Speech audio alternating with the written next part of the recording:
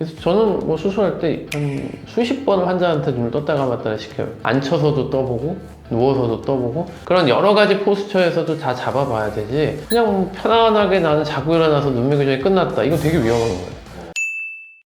눈매 교정 하면 많이 나오는 게 부작용 이야기인데 감을 때 좀 어색하거나 좀 안 감긴다 이런 결국은 쌍꺼풀 수술을 할 때는 환자가 의식이 있어야 돼요.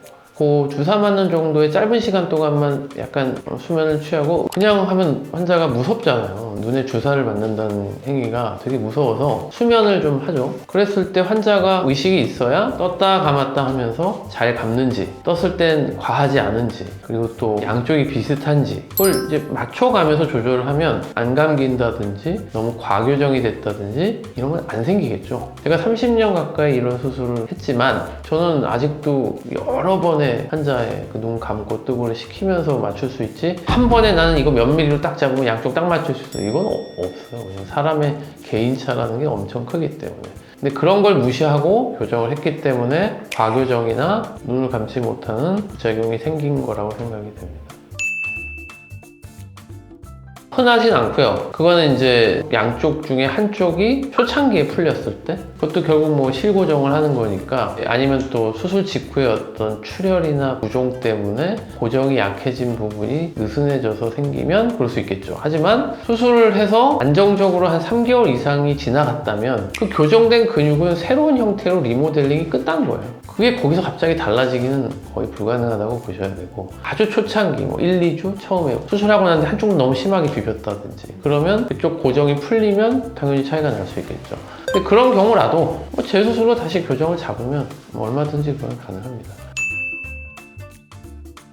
일단 고정력의 차이예요. 그러니까 눈 뜨는 근육을 늘어난 고무줄로 생각하면 돼요. 그게 늘어나 있으면 힘이 잘 안 걸리겠죠? 그럼 고무줄을 좀 묶어요. 그럼 고무줄이 어떻게 될까요? 팽팽해지겠죠. 대신에 전체적인 길이는 안 변하고, 그러면 늘어난 고무줄과 팽팽한 고무줄은 뜨는 힘이 바뀌는 거죠. 그러면 그 늘어난 고무줄을 어떻게 팽팽하게 할 거냐에서 비절개는 복주머니 생각하면 돼요. 안에 실을 이렇게 밖에서 걸어서 이렇게 당기면 어떻게 될까요? 복주머니 입구가 이렇게 오그라지듯이 근육이 좀 이렇게 쪼그라들겠죠? 그 정도의 힘으로 교정을 하는 거예요.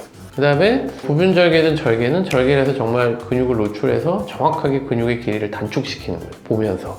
그러니까 그 레인지가, 교정 레인지가 더 넓은 거죠. 좀 더 심한 경우나 아니면 또 정확한 교정을 위해서는 부분절개, 그 다음에 이제 아주 사소하게 미니멈하게 교정만 해도 될 때는 비절개 눈매 교정.